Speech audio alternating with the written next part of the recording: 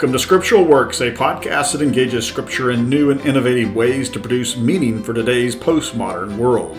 Co-host Greg Camp, Professor Emeritus, Pastor and Biblical Scholar, and Patrick Spencer, Biblical Scholar and Silicon Valley Tech Executive, employ various interpretive approaches to generate new meaning from ancient text, revealing timeless wisdom relevant for ministers, lay leaders, and interested readers of the Bible.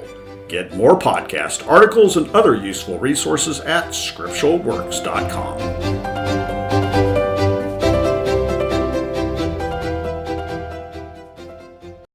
The educational ministry of Bethany Lutheran Church of Kerman, California supports this podcast through co-host Pastor Greg Camp. Church services are available on Zoom at www.bethanykerman.com. All right, welcome back, everyone. I'm Greg Camp, and I'm here with my co-host Patrick Spencer. And Patrick, it's great to have you with us again today. Always. This is going to be a fun conversation. It is. We're just really blessed to have Yitzchak Etshalom with us, who is, we'll do a little introduction for him. He has a commentary that we're going to be discussing on Amos, prophetic genius and the art of the rhetorical trap. A delightful piece that I've been reading through. And Rabbi Etshalom is born and raised in Los Angeles, studied at Yeshivat Karim Ben Yevna under Rabbi Yitzchak Etshalom Theological Seminary at Yeshiva University, which I believe is in New York, and at Yeshivat Har Etzion, which I believe is on the West Bank, is it not? The whole country of Israel is on the West Bank. Okay, there it is. Tel Aviv is West Bank, so yeah. Okay, I just had to look it up to see where it was. So just remember, we have an East Bank too. There is a lot of land there. So he studied Tanakh, or Hebrew Bible, under Rav Yoel Ben Nun. See, I'm probably going to massacre many of these names. And Professor Rav Yoel Elitzer and Rav Elhanan Samet. Received his samika, did I say that right? His rabbinic ordination from the chief rabbi of Jerusalem, Rabbi Yitzchak Kolitz. He is the Jewish educator in Los Angeles since 1985, where he directs the Tanakh Master's Program at Eula Boys High School, and he launched the Beit Midrash program at Eula Girls High School. So he's groundbreaking and currently teaching at the college prep classes in the Talmud there. Author of numerous works, including 2 volumes of Between the Lines of the Bible with OU Press and Yashar Books on Genesis and Exodus, methodological introduction to the New School of Orthodox Torah commentary, as well as the book that we're looking at today, Amos, the Genius of Prophetic Rhetoric, which is with Koran Publishing, the Magid series, studies in Tanakh, which is a bit of a mixed commentary where you have a traditional approach to it, but also some modern literary analyses on the book of Amos. And he's already sent the publication material on Hosea. So we're anxious for that to be coming out. The Strained Bonds of Divine Love, which, is it going to be out this year, you think? I hope so. Hope so. Good. I don't think it's Jewish year, but it'll probably be out by December.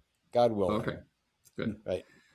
So he's also one who has worked on VBM lectures on Amos and Hosea at the Yeshivat Har Etzion's virtual Beit Midrash, which is what VBM stands for, and teaches Daf Yomi and popular Navi series at the Young Israel of Century City down in LA.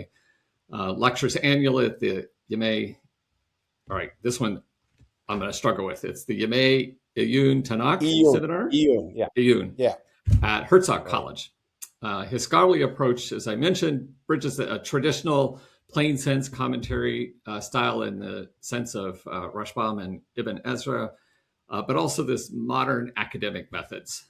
And so with that, I want to ask you and within those modern approaches, you're also staying with a very orthodox framework committed to the sanctity of the text. It's still scripture.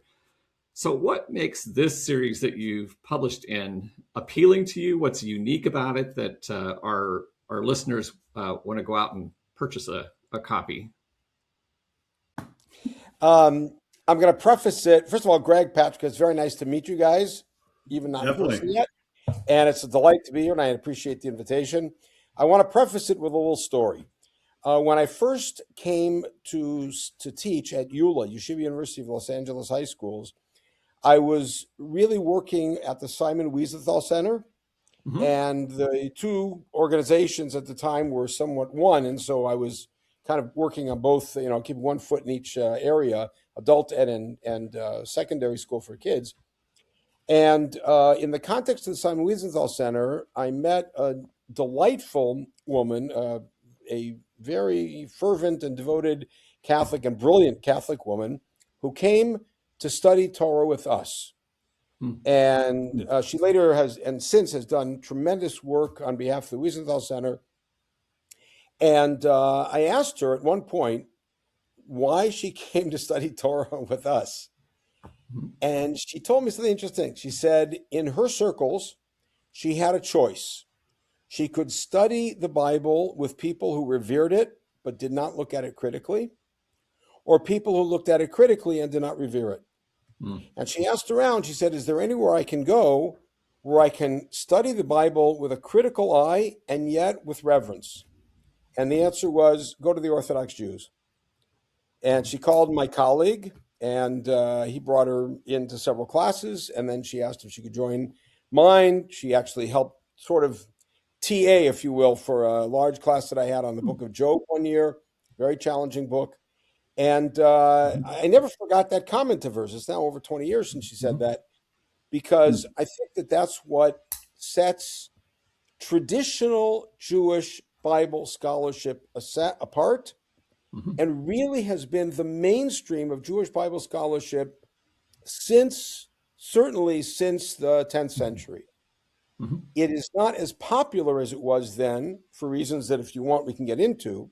And therefore, the way that I study, my colleagues study, the way that we teach, today is seen as somewhat more niche and in some circles a bit controversial, and yet attractive, and it's considered to be more or less included within the broad tent of Torah true teaching. But that's happened because of external influences and impacts that move Bible study in general and critical Bible study in particular away from the mainstream curriculum. And a couple of the factors that were involved took place, and you guys are familiar with this, and I'm sure all of our listenership is, with events that took place between the end of the 18th and the middle of the 19th centuries in Europe. As Bible study became the academic Bible study, and the general mean and approach was one of critic, not in the sense of studying rigorously, but being critical of the text and denying some of the basic tenets that drive the text, and then seeing it that way, made it quite unappetizing for traditional people, I think, in all walks, and certainly for traditional Jews. So 2 or 3 things happened over the course of the last 100 years that slowly changed that, to the point where now, from the last quarter of the 20th century until now, we've been able to thrive in returning to a critical and religiously anchored study of the Tanakh. One of them is, as with all rebellious movements, after a while, the fire dies down. And therefore, the fire of opposition and fear kind of die down. And so there's an opportunity to kind of deal with it without all of the friction. The second thing is that there were quite a number of people who studied within that context, even though they maintained their religious identification, and then brought it back to the world of, if you will, the Beit Midrash, the traditional study hall. And as a result, many people said, wait, there's something new here that fits within my general desire to understand the text, and yet illuminates the text in really great ways. And so there became more of an interest, so that suddenly people who were observant, who were traditional, who were religiously or spiritually orthodox and theologically orthodox, were comfortable going into study in Bible departments in universities and knowing how to winnow out those components of the teaching that they found difficult or really anathema, and yet take in the positive parts. One of the things that happened that, for me, shaped a lot of the way that I looked at things happened in the very beginning of the century. In 2001, before 9/11, there was a local rabbi who got up on the first day of Passover and announced before his very large congregation that after lots of vigorous and in-depth study, had come to the conclusion that the Exodus never happened. And this was clearly a plant because the religion writer for the Los Angeles Times was in his synagogue that day. So this is a setup. And the front page human interest story on the LA Times, this is back in the days when we actually had paper newspapers, was Rabbi declares Exodus never happened, something of that sort, and had the full article. This happened on Passover, and I was with a large group of people at a resort for Passover, and they got the paper the day afterwards, and they were all in shock. And so I immediately gave a response, kind of ad hoc. And then a colleague and I spent the next 3 months giving lectures around the Southland and in other places, responding to his claims, which, by the way, were not based on. The guy's a very nice guy, a very sweet guy, but his scholarship was quite weak. And so we responded to it. And the response led me to develop more of an interest in some of these studies, including archaeology. My cousin has passed away, but he was the head of the archaeology department at Bar Ilan, Hanan Eshel of blessed memory, walked me through a lot of things in the world of archaeology that actually help substantiate our understanding of the Bible as having historic accuracy and really reflecting the tenor of the times. And the interesting thing is that there has been a subtle shift where, for instance, 50 years ago, if you talk to any academic about the Book of Esther, they would a Book of Esther was fabricated, and they would claim that it was Hellenistic period writing. And now people are starting to recognize. I just this week read an article written 4 years ago, and talk about timely, by a fellow in the University of Tehran. He wrote an article about the Masoretic text of Esther and how much it reflected an accurate knowledge of the Achaemenid Empire and how things actually worked in the Persian Empire, and thus claimed it had to be written closer to the date of the event. So there's been a shift, and I'm sure you guys are familiar with this, a shift back to a more traditional perspective. Just sharing it with you because this is some of where I come from. I was never trained formally, but it was my own experience as a student in yeshiva, and then being exposed to great people who had all sorts of interesting influences that turned me on. One last vignette, just to give an example. You mentioned Rav Elchanan Samet. Rav Elchanan Samet is a dear teacher, a brilliant scholar who's written lots of books, and when he lectures, the halls are filled.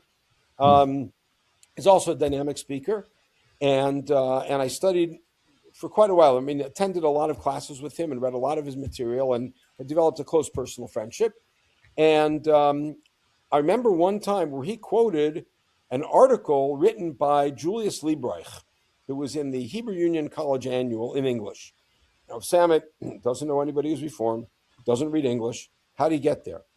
And so he got there because Professor Meir Weiss in Hebrew University, who was an Orthodox man, but who read German, I think the article was originally in German, and who was familiar with English, he read the article. He found parts of it appealing. He shared that in an article he wrote, and we have a chain reaction that made its way to the EULA classroom in Los Angeles. So we live in miraculous times, but just to give you kind of the background. Right. Anyway, Well, I think one of the things that so you start me talking, I'm not sure. Yeah. Well, I think it's one of the things I've enjoyed about a new podcast series for us, Greg. He has his own podcast series. We need to get his on ours more. Right. No, I really enjoyed reading through your commentary on Amos and that wedding of the perspectives, fully embracing rhetorical studies, but also a very traditional approach to the text. And it's been real delight. I highly recommend the book. We'll have a picture of it here on our website as well, so that people can see what it looks like. And it's available both in print as well as in Kindle electronic edition. Before we continue on, Patrick, why don't you do a little sponsor ad for us? No, certainly. Well, we'll jump into our conversation, which, by the way, is part of our series on the 8th century prophets. I think Greg forgot to mention that. He was all tongue-tied. Notice I give you the ones that are difficult introductions, Greg. I have this figured out. Yes, I noticed that. I wasn't sure how your Midwestern accent would do this. Probably not very well, even if I didn't have a Midwestern accent. So, for our sponsor, are you ready to take your calling deep? Abilene Christian University's Graduate School of Theology offers master's, doctoral, and certificate programs designed to equip ministers, scholars, and leaders for transformative service. Whether you're pursuing a Master of Divinity, a Doctor of Ministry, or a graduate certificate in practical ministry, Abilene Christian University's flexible online and on-campus options help you grow in faith and impact. Learn more at acu.edu/GST. That's acu.edu/GST. So we have, the topic is Amos, which I think in this series, Greg, we've talked about in just about every podcast. For those who have been following along, if you haven't, and this is the first podcast in the series that you're listening to, definitely check out some of those others, because there's a lot of enlightenment that have happened in those, and there's going to be a lot of enlightenment that happens in this one. So Yitzchak, what first got you interested in Amos? Greg and I became interested in Amos. Maybe he was more interested in Amos before our doctoral seminar way back in the day, but really that's what got me really interested in what's going on in Amos. This 8th century stuff is quite fascinating. What got you going and eventually writing a commentary on it? You're not going to believe it. But many years ago, there was a fellow here in Los Angeles who launched a brand new school. And the first year of the school, he called me the night before school was opening and asked me if I'd come teach there. I said, I have a full-time job. I can't really drop everything. But he got me to agree to come teach second semester. He wanted me to teach twice a week, something in Tanakh. That's, something in the Bible. That's it. So I was thinking I'm going to teach 9th grade kids twice a week in a sort of experimental school. The school now has been thriving for over 30 years, but this is back in 1992, I think. And so I agreed to come give a class twice a week. And I was thinking, what can I do in twice a week that I would have any hopes of finishing? So I leafed through and I saw Amos. Why not? Honestly. And so I prepared some source material on Amos. And as I started preparing the source material, and by the way, our computer ability, meaning our ability to prepare source sheets and material on computer, then was so primitive. And since then, it's like amazing. But I was doing that on computer. On a dot matrix printer, probably. Probably. I think I actually had some crayons that I was using. And I fell in love with the book. And one of the first things that hit me is I'm a child of the 60s. And so I was a teenager in the 1970s. And one of the most popular songs that came out of the 73 war, was called the Yom Kippur War, was a song that's actually based on the 3rd verse in Amos. Al Shlosha Pishei Damascus, for the 3 sins of Damascus, because Syria, of course, the surprise attack. And then the rest of the song. And when I read that in Amos, I say, I know those words from the song, and that drew me in also. And I was stuck. I just in love with this book. And I did the material, and I put it aside, and that was years ago, and I never really touched it. And then, it must have been 10 years ago, I was in Deal, New Jersey. Deal, New Jersey is a center for Jews from Aleppo who have come to the States, and they have a beautiful community there. And I was there to lecture on one of our fast days, the 17th of Tammuz, in the summer. And they had a full day. It was amazing. They had a full day of lecture. Everybody was fasting. A full day of lecture from 8 to 8. An hour of class with no breaks. And there were people I saw who were sitting there from 8 to 8. They got up to stretch, and that was it. Unbelievable. Listening to different explanations about passages about Jeremiah, etc. And I was sitting there, and my friends Reuven and Yael Ziegler were there because Yael was speaking about Lamentations, which she wrote the book in this series on. And her husband Reuven, these are old friends of ours, and Reuven came up to me, and they had a pile of her books there to sell. And then he looked at me and said, "Yitz, would you like to write on Amos and Hosea?" So I said, "Sure." Why not? Now, you're wondering why I was so quick to agree. I mean, there's more to it than just an ad hoc request. The spirit behind the Maggid series, and the Maggid series is not of one type. Some of the books are much more concise. Some of the books are more thematic. So most of them are not overly academic, meaning if you were to take any part of it and try to make an academic book, you'd have to add a lot of more footnotey kind of things. Right. But they all reflect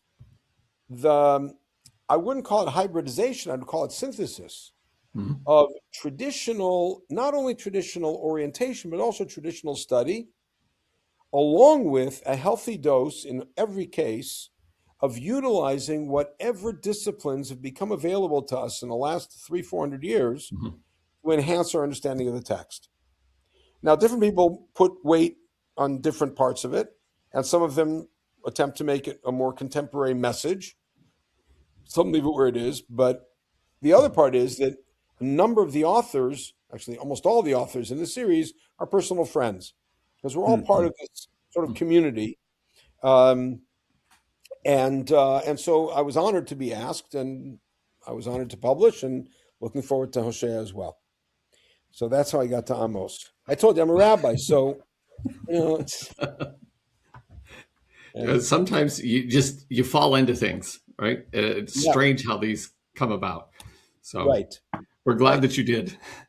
Thank you. Within your analysis of Amos, or Amos, as we have grown up learning to say it, you say that he was a prophet, but he's not a prophet. He has, and you've got a taxonomy of prophetic figures. The full court, like an Isaiah, to maybe a court affiliated or really independent, which Amos seems to be. Plus, he seems to be a Southerner talking to Northerners.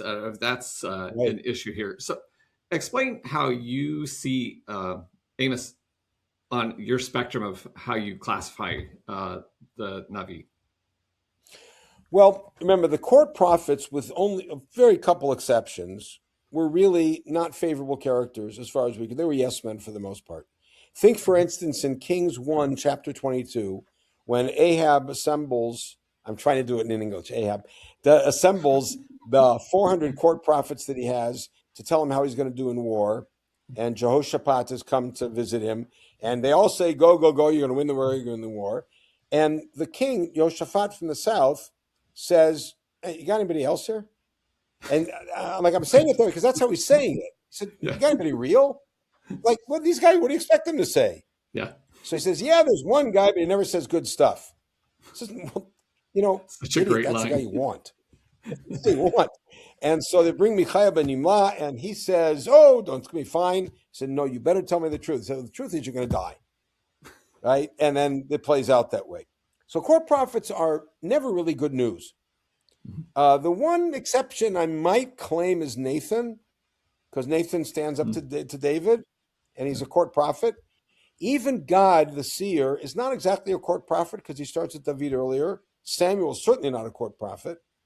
So, and I don't think of Isaiah as a court prophet. Isaiah is close to Chizkiyahu, to Hezekiah, but I don't see him as a court prophet in the same way. So, but Amos is the quintessential outsider, and he says it himself.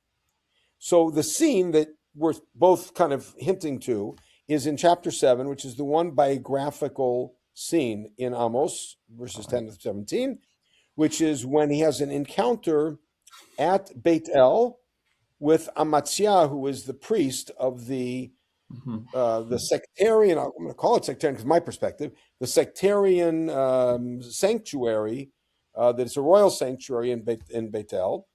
And Amaziah challenges Amos. By the way, that passage leads me to think that a majority of Amos's public recitations happened there at Beit El, right? As opposed to saying them in Samaria and Shomron, which would be where the royal palace is. But it could be. But this one takes place there for sure. And Amaziah says an odd line to him, which is, go back to the south, prophesy there, and eat bread there. It's a weird phrase. Does it go have lunch? What does it mean? So it's important to note, and Neely Sammet, who, by the way, is the daughter of Professor Elitzur, you mentioned, and Neely Sammet wrote in an article a number of years ago that the motif of the prophet eating bread, I mentioned this in the book, the motif of the prophet eating bread means he's really a member of the court, that the king feeds him.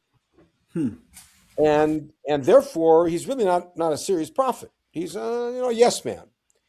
And that's what the prophets would do. The king would have 100, 200, however many people he would feed and take care of, and they would sit there and give him sort of divine sanction for what he wanted to do, kind of, sort of, till it didn't work. And so when Amos says, when Amaziah says, go and eat bread there, it's like he's talking Chinese to him. He's talking about some totally different thing. And so before we go further, I want to point out that the story of Amos in general and the narrative of Amos in Beit El, and those eight verses, parrots an earlier event that takes place in Kings 1, chapter 13. If you recall, in Kings 1, chapter 13, this is after the split, after Jeroboam, how do you pronounce him? Is that it? Jeroboam. Jeroboam. The Western Kansas accent. Okay, right. Okay. Well, I'll call him Yerovam, and that's the West Bank accent. Okay. Now, the Yerovam sets up the northern kingdom, and then has the calculation that everybody's going to go to Jerusalem to worship, and Rechavam is going to keep them there, and they're going to rebel. They're going to kill me. I'll be finished. So he sets up a sanctuary in Beit El and one all the way in northern Dan. And then he is himself serving on the altar.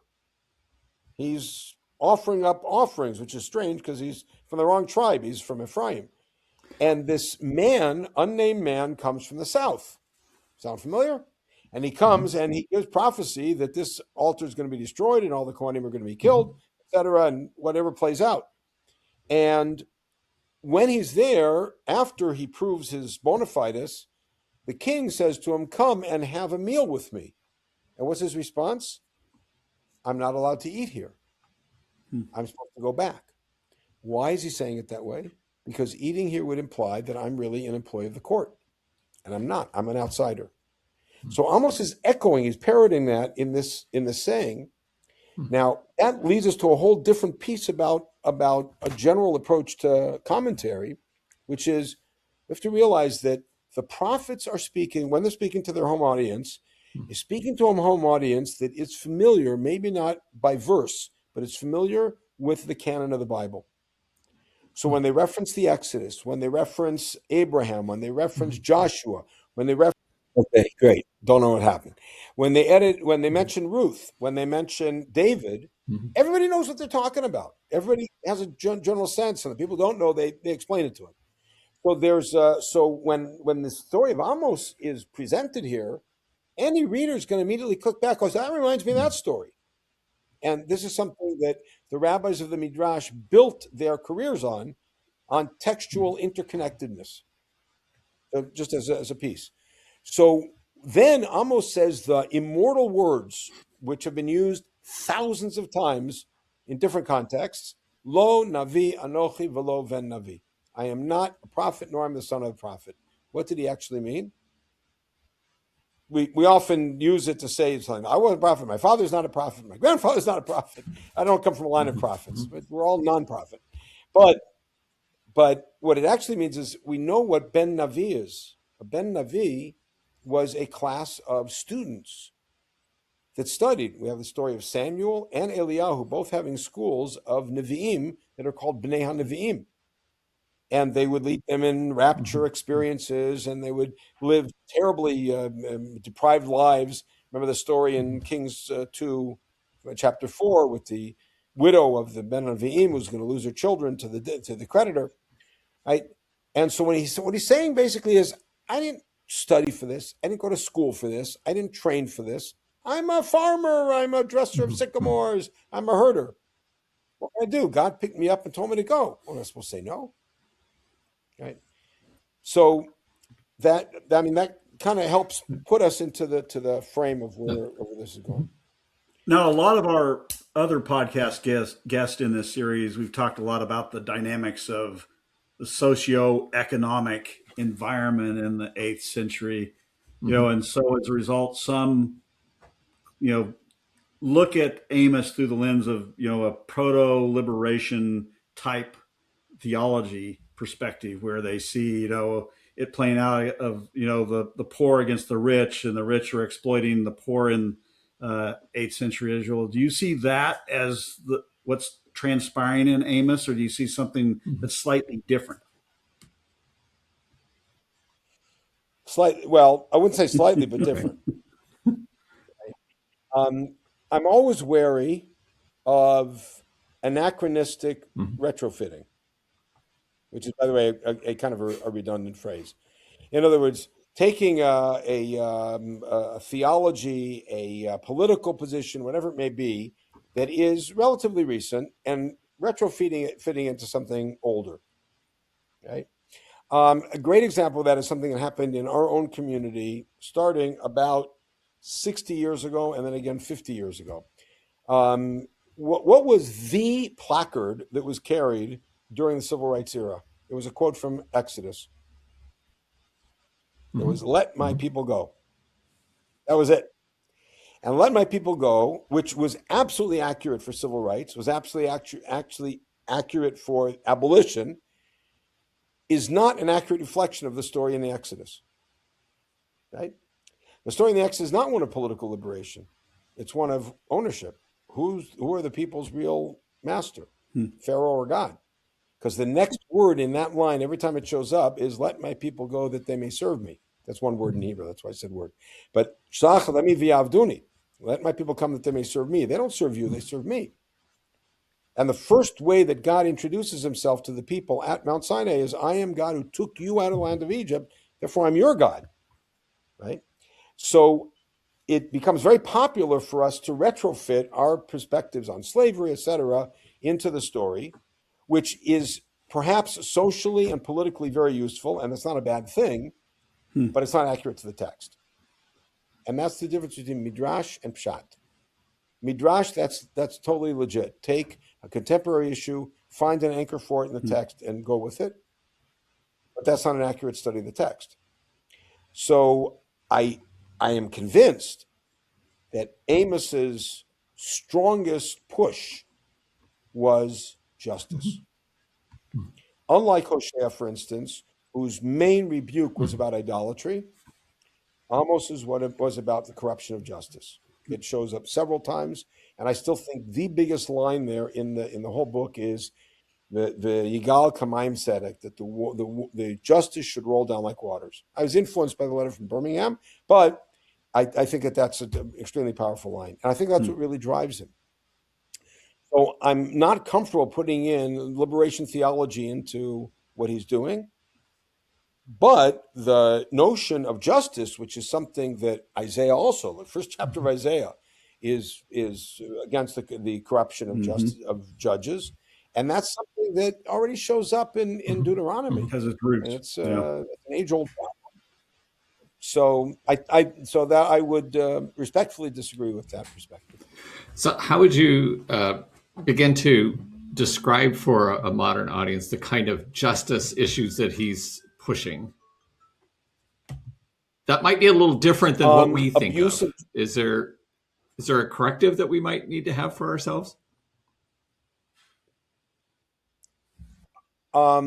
If you mean by that, how do we take Amos's message and apply it to our lives? Or are you asking in his context? How is his context and what he's talking about in terms of justice maybe different than what we might hear when we use the language of liberation theology or of the 60s and 70s movements? What's different? What's the same?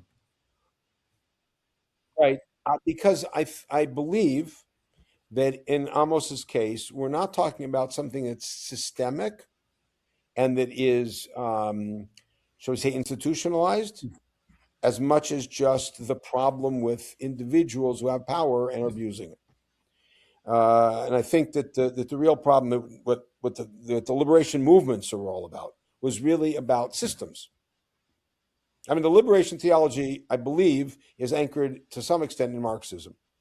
And that's really about institutions and systems. And I don't think that Amos is talking about systems Individuals. at all. Talking about individuals. Okay. Yeah. Who are empowered and then abuse that power. Well, as Amos. Because notice his descriptions are always about. No, go ahead. Go ahead. Sorry, go ahead. His descriptions are always about individual actions and individual behavior and certain things that they're doing, like selling the poor for shoes, etc. As opposed to, you guys have all this, like, it's almost, I would not contrast it, but when Jeremiah talks about a den of thieves, that's somewhat more systemic. You don't have a description like that in Amos, where it's like castigating as a system, but rather the individuals, I think. Now, I'm going to take a step back because I wrote this in the book. I'm pretty convinced that Jeremiah got much of his rhetorical inspiration and some of his theological inspiration from Amos. That's the next book. Okay. At least an article. Right. Okay, we'll have to work on that. Well, we're good at never starting at the beginning of these books in too many of our podcasts, so this is another one where we're guilty of that. Let's go back to Amos 1 and 2, and you talk about this concept of the rhetoric of entrapment. Walk us through the mechanics of that. Right. Sure. So the first two verses in Amos, I know you're starting from verse 3, but the first two verses in Amos are fascinating in and of themselves because of what they say and what they don't say. Normally, when we're introduced to characters in the Bible, including prophets, we're introduced with the name, a patronym, sometimes a tribe, sometimes a city, but usually not, and never a livelihood. And here we have almost the opposite. We're told about Amos. We don't know his father's name. We don't know his tribe, although we will assume Judah, but we don't really know. And we're told that he's from Tekoa, which is critical for the story, meaning other times we hear that somebody's from somewhere, it's just, okay, he's not from Jerusalem, he's from somewhere else. I'm taking a page from the Talmud in Megillah 14, but we're here, his location is vital for the story. Because in the second verse, he has an anthem where he says, and I believe he says this every time he gives prophecy. This is his kickoff line every time. Hashem mitzion yishag mishalayim yitain kolo. God roars from Zion and from Jerusalem gives forth his voice. Ve'avlu naot haroim v'yavesh rosh hakarmel. And the pastures of the shepherds become sere, and the type of the Carmel becomes dried out. And I believe he's saying that every time, because think about the imagery. God is roaring from the south, from Zion, and he's roaring at the north, and the north is being destroyed. And here is a prophet from the south, carrying God's voice, roaring in the north. So he's the embodiment of it, of this voice, and such power. And that's besides the fact that in the opening verse, there's one other marker that's given, besides the fact that Amos's livelihood is mentioned, which is really irrelevant, except it becomes relevant in chapter 7 when he says, I am not a prophet, I'm rather a dresser of sycamores and a shepherd, right? So we have to know that he's a regular guy, he works on a regular thing, right? But then we're told that it happens 2 years before the earthquake. And it's an earthquake we don't hear about otherwise until we get to Chronicles. We don't hear about this earthquake. So there's something right away that's shattering, and living in LA, I certainly can appreciate that. It's shattering and shaking about this opening verse that suddenly draws your interest. And then there's that anthem. And then the oracles start. And so what I mean by the rhetoric of entrapment is that, and this is something that we have talked about a little bit before the show started, is we we in our circles speak about two Torahs, the written Torah and the oral Torah. And we recognize that even though all of it has been committed to writing, we look at the oral tradition as being essentially oral, and we do recitation, we do memorization, right, and that sort of thing, because the orality of it is critical. By the way, many of my students don't know that, and when we're studying Talmud, I tell them, okay, I want you to hear this, hear what it sounds like. But we make the mistake of thinking that the written Torah is only written, and we don't realize the written Torah was also originally oral. The first people to encounter Genesis didn't encounter it in writing, they encountered it hearing it, which means wordplay, alliteration, assonance, all of those things are part of the magic of the text. And I say magic with all of the gravity of the word, not to make light. So Amos stands in front of his audience, and he's not reading a written text that he's handed out. Okay, everybody read with me. He's declaring it. And he uses a pattern. And the pattern is a consistent one, so that after a while it can be sing along with Amos. Everybody, let's go. Fill in your favorite neighbor nation that you don't like for the three sins of, right? And the fourth one, I won't forgive them. And then he lists one particular crime they did, which is either number 4 or is the worst one or is the most recent one. We don't know. And then there's a punishment that's pretty consistent among them. And what changes really, the variables are the name of the city and the name of the king. That's it. And the sin. Otherwise, it's consistent. And the sins are all war crimes. And it's not at all clear that the war crimes are committed against the Jewish people, which itself is phenomenal. Because here we have a Judean prophet giving prophecy to an Ephraimite or Manassite community in the north, and saying to them that neighbor nation is going to be destroyed because they committed war crimes against that neighbor nation. And the most explicit example is Moab, who's condemned for burning the bones of the king of Edom. Well, what do we care? The answer is, of course, it's not that we care so much, but it's that God cares. And God does not tolerate that kind of behavior from anybody, and everybody will be held to account. So now, if I had a map, I could show you, but I'll do it with my hands. It won't help very much. But he first talks about Damascus. Damascus is a code word for Aram. It's the capital of Aram. So it's like today if you would say Syria. Better if 2 years ago you'd say Syria, but you say Syria. All right, what's Syria today? Unclear, but Syria. And after he finishes with Syria, he goes to Gaza. How about that? From Gaza, he goes to basically Beirut, pretty much, Sor, right?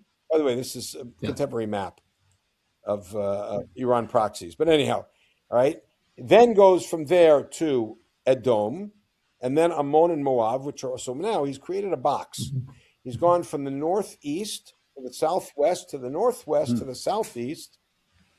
And now, from one perspective, here we're finding out that our God is going to punish and destroy all of our enemies who are around us. How great is that?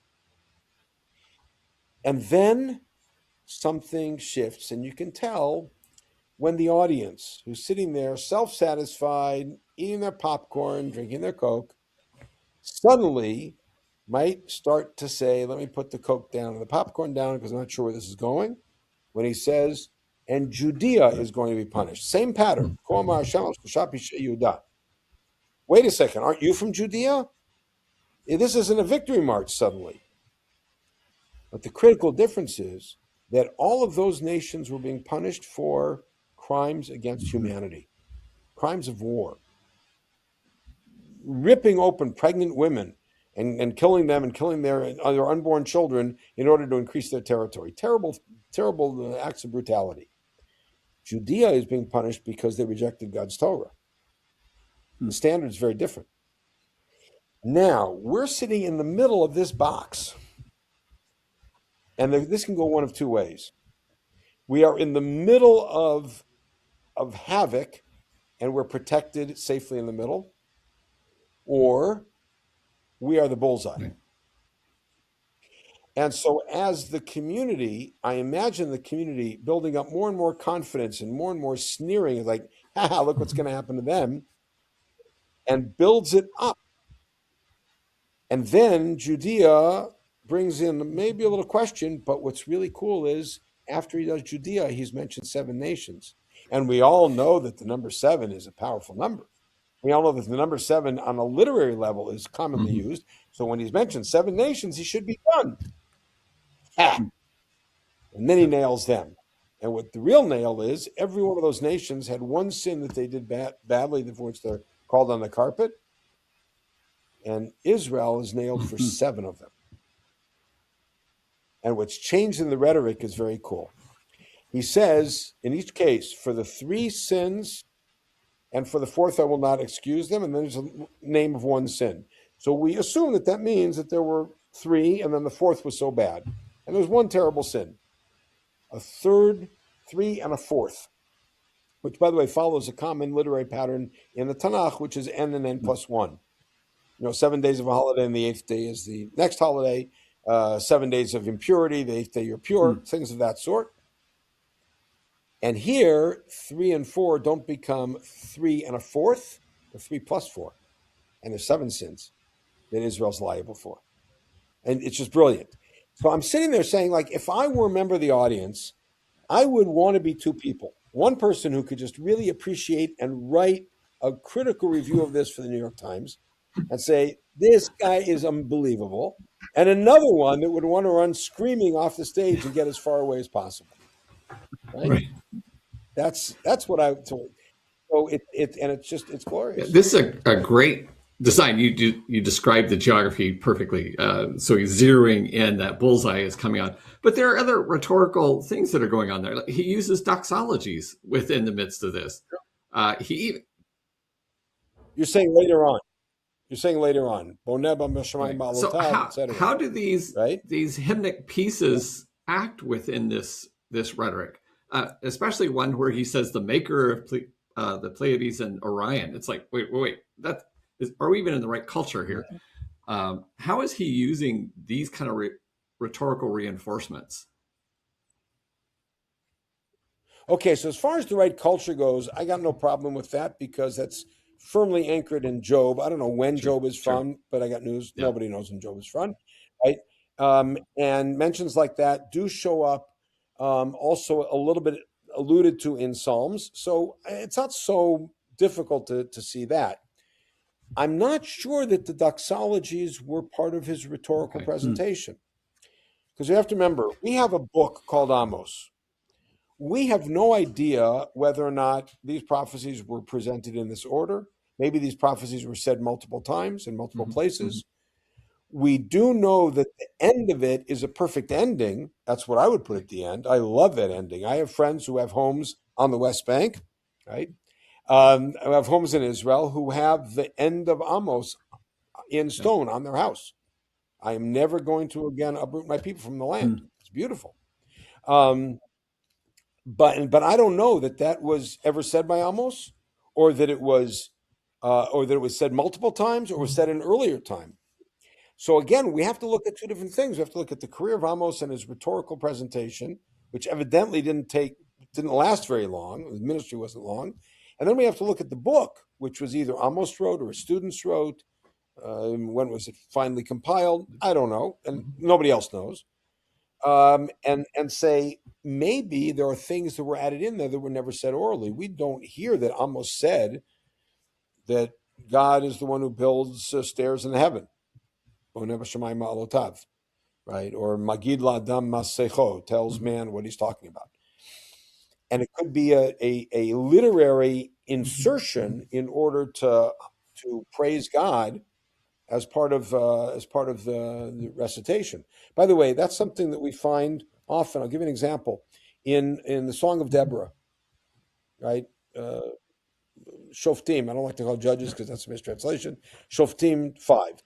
In the Song of Deborah, you have several times a phrase, Baruch Hashem, bless God, which doesn't fit the syntax of the rest of the sentence because it's an interjection where it's saying, okay, now say, bless God.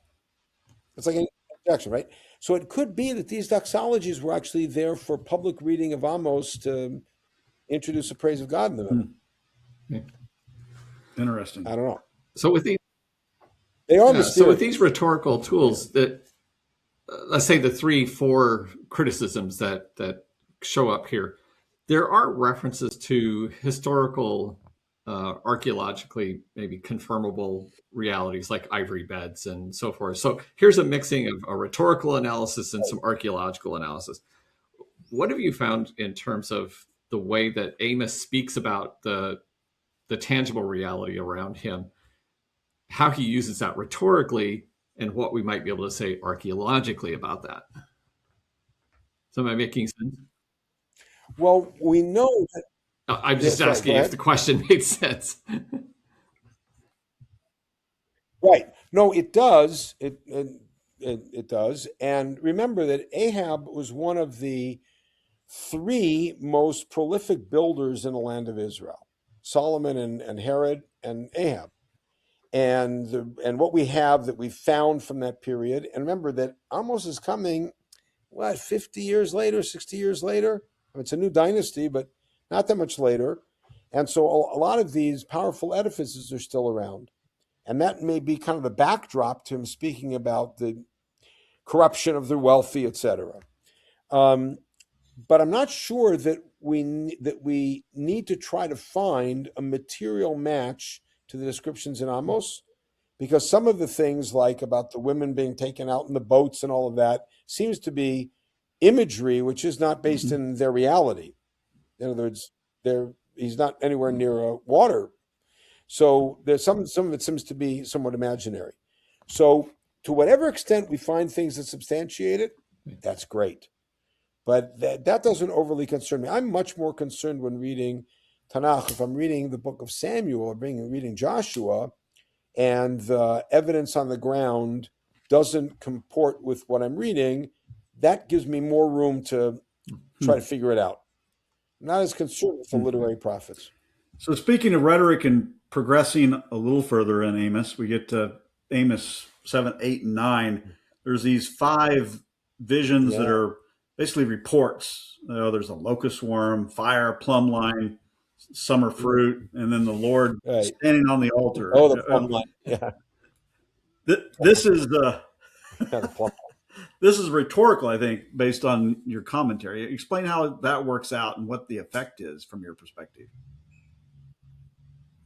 Right. So here, just in a very general way, it seems that what Amos is doing is reporting to his audience that he's had these visions where there seems to be a increasing divine anger against the people, and that each vision seems to move it further. And in each he pleads, please, Jacob can't stand up to this, and God forgives him. But you can sense that the forgiveness is just kind of running out, right? And then that's interrupted by the scene in Beit El, which is itself kind of weird. You have these 5 visions where after 3 of them, then there's the vision in Beit El, and then there's the other 2. Interrupted. Kind of strange. There's also some rhetorical fun there. I mean, I'd say fun because I'm not in the middle of the mess, but rhetorical stuff going on, such as I think Novak wrote an article where he claimed that he got Amos to say, I said to Amos, what do you see? Which itself, the whole rhetoric is odd. Amos, what do you see? Oh, good. I'll get you to say that. Why does he need Amos to say the word? Because he wants him to say kayitz, which means summer. It means the end of the season. It means end. And he's saying, I see a basket of kayitz fruit, which would be figs probably, but kayitz also means end. And so Amos himself is sort of passing sentence. I see the end. And there's all sorts of interesting wordplay that's going on. The anach, the plumb line, is something nobody can figure out how that fits in rhetorically. Does it connect to anochi, I, anach? The whole piece is unclear, both the vision and the language, but it does seem quite foreboding. Quite foreboding. And then in the middle of chapter 8, you then get that glorious vision, which is scary, but we in our generation have turned it into something quite beautiful, that the days are coming and I'm sending a famine to the land, right? Not a famine of bread and not a thirst for water, but a famine for the word of God, right? Somebody years ago wrote a beautiful song to that, which we sing.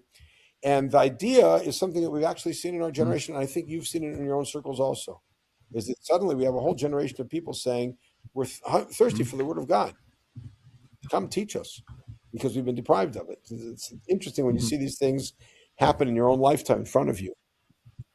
But that seems to be sort of the conclusion of this whole thing, is that things are going to get so terrible that we're going to end up, but there's going to be a thirst to come back. Yep. These are such negative and harsh visions that he's having. But in the middle of that, you have this line in 5:4, seek me and live. Is it a foregone conclusion that they're going to be destroyed? Or is it a serious invitation to repent and change? And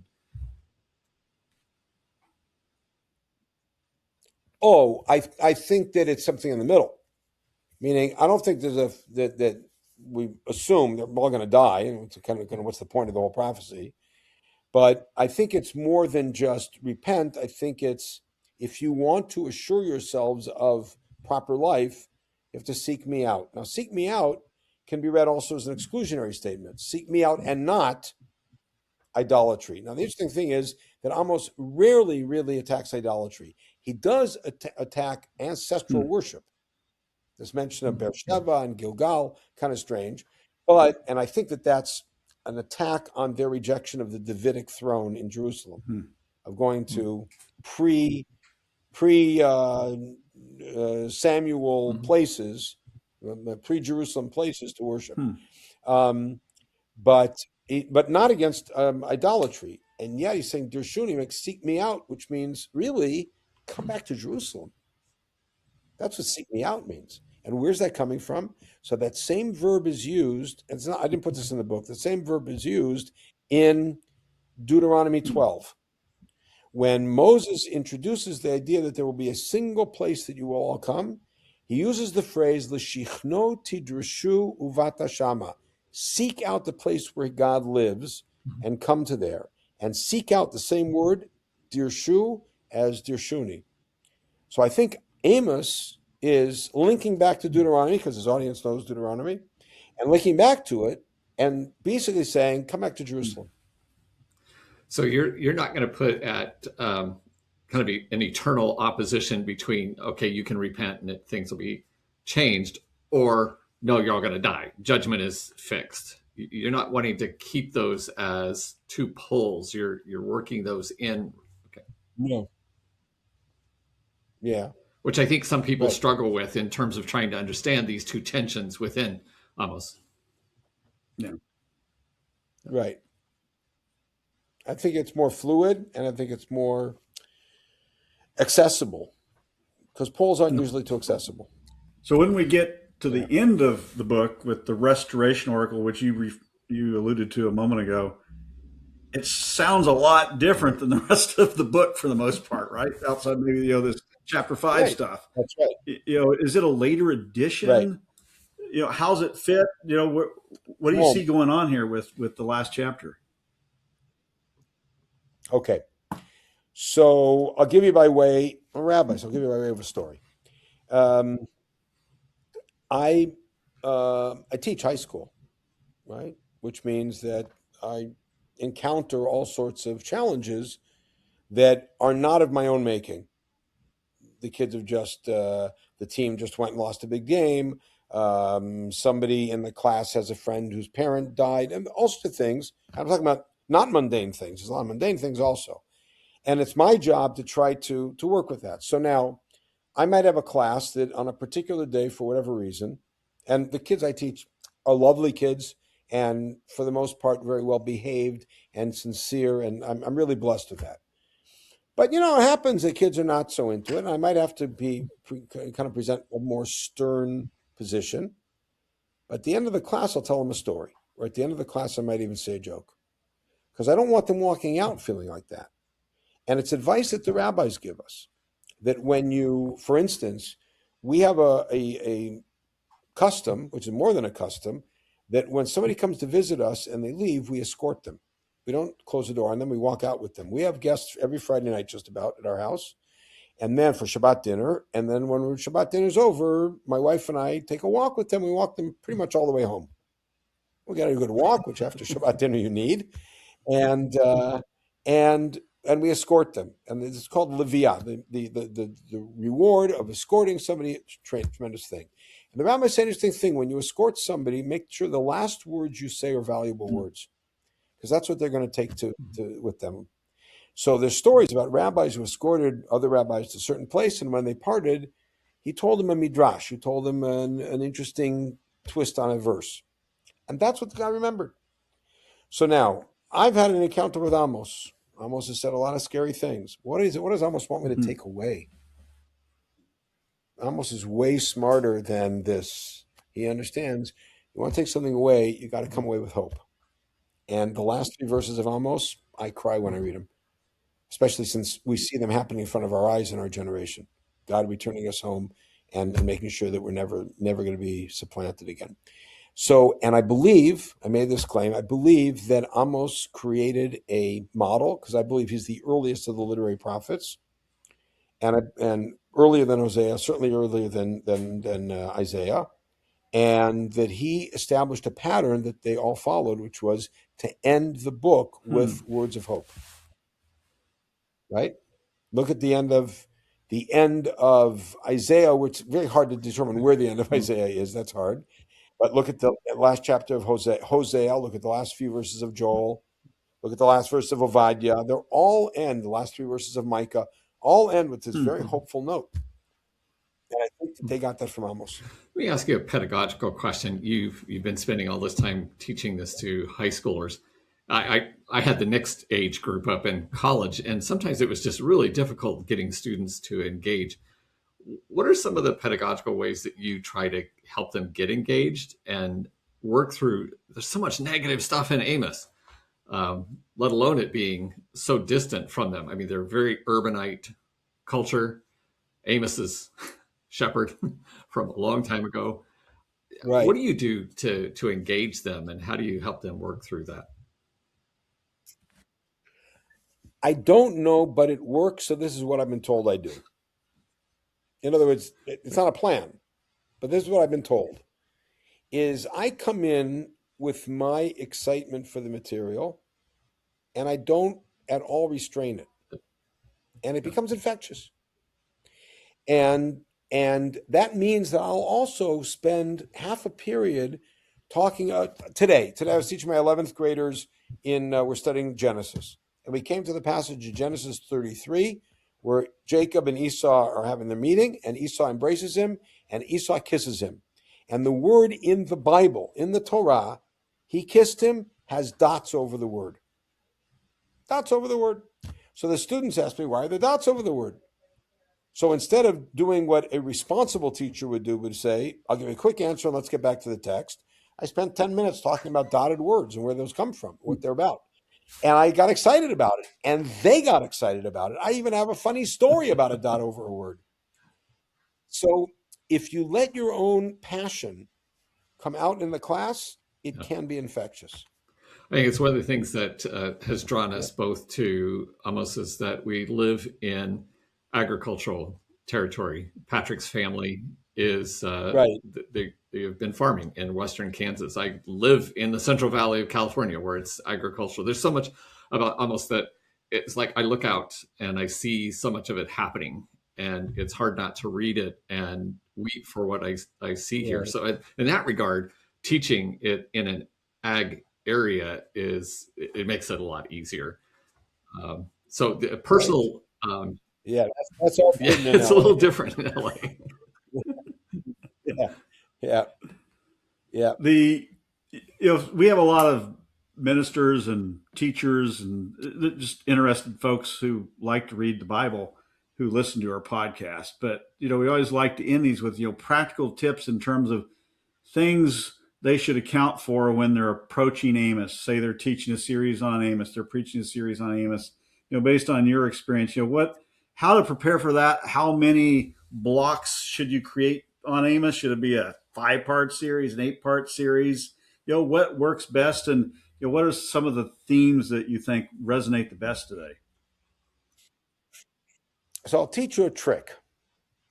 I teach my students that the best answer you can give to any question is, it depends. And it works. You try it. It works. It's really cool.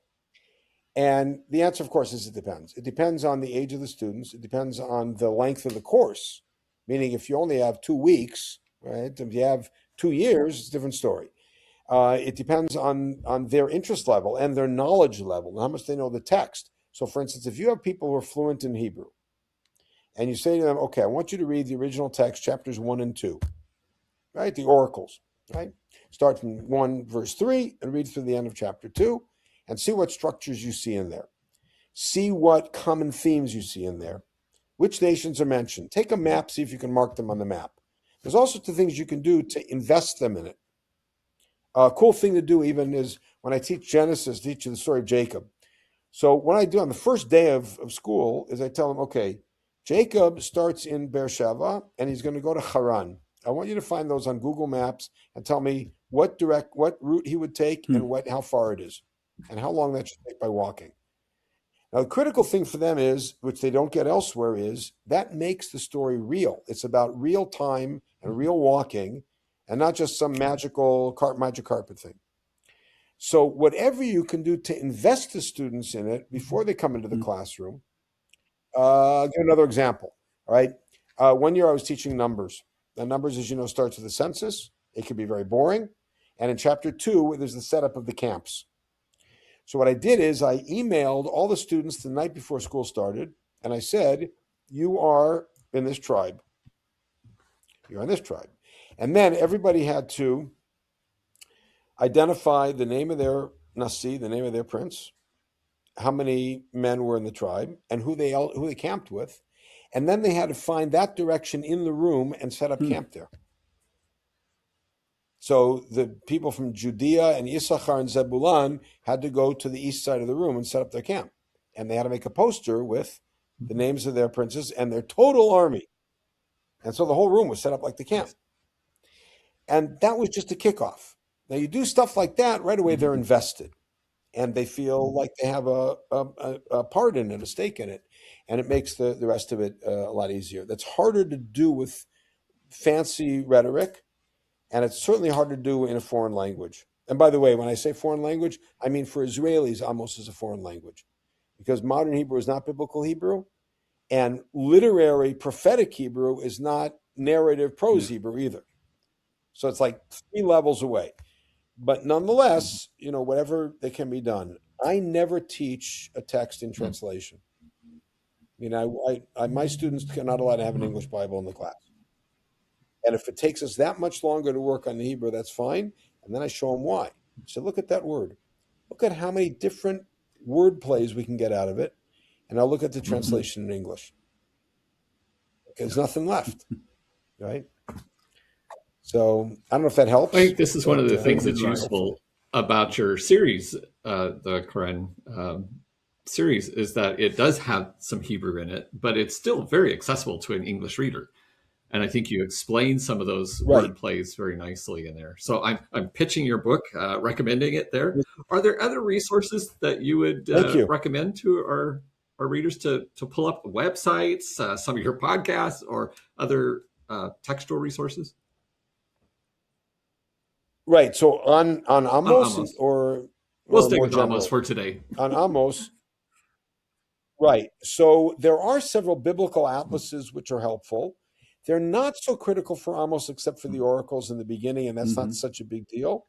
In other works, they become much more significant. For instance, in Hosea and in Micah, there's the locations that are critical. Obviously, when studying Genesis, it's vital to have a good atlas. Atlases are vital. I would say a concordance is always a great tool, but now the options that you have with databases online are really marvelous, and the way that they can help you kind of make your way through the words. Anchor is pretty good on Amos. That's Friedman and Anderson. It's a huge, thick book. And there's a lot of very good material in there. Several other of the contemporary commentaries in English. My favorite commentary is always da'at mikra, which actually speaks to how we open the session. And looking at the clock, I'm assuming we're coming to the close, so it's good to end with something similar. Da'at mikra is a series that was launched in the 1970s by Mossad Harav Kook in Jerusalem, and some of it's been translated, but it was exactly speaking to what you asked about. It was chaired. The editorial board was chaired by Professor Yehuda Elitzur. That's Professor Elitzur's father, who passed away in 97, and by Moshe Kiel, Yosef Kiel, and other great scholars got involved. And what it was a Orthodox traditional commentary that included not only philological, archaeological, anthropological finds that helped illuminate the text, but also lots of realia, like what this vessel looks, what a plumb line looks like, so you can see it, and also pictures of archaeological finds and ancient maps and all sorts of other things, and lots of map work. So that's a great series to use. Of course, that's for native Hebrew speakers. It's written for the Israeli audience in modern Hebrew. And then there's another series, which is a more critical series, but is really illuminating, called Mikra L'Yisrael. These series are all, like other series, are slowly filling in so that all the books are commented on. But I'm not that familiar with the English language commentaries because most of the work I did was Hebrew texts. Well, that's helpful. So, yeah. As you mentioned, the clock on the wall says we've sucked up your afternoon, and we're very grateful that you've joined us. It has been such a delight. Oh, certainly so. Thanks. Well, for our audience, we want to again extend our thanks to Rabbi Etshalom for joining us, and we will be again on in a couple of weeks with another wonderful guest. Thank you for joining us on our series on the 8th century prophets. For other podcast episodes of Scriptural Works featuring co-hosts Greg Camp and Patrick Spencer, as well as a variety of different special guests, visit us at scripturalworks.com, YouTube, Apple Podcast, or Spotify. And don't forget to check out the growing repository of podcast companion articles found at scripturalworks.com. And finally, if you find our podcast episodes thought-provoking and helpful, make sure to share them on your social channels.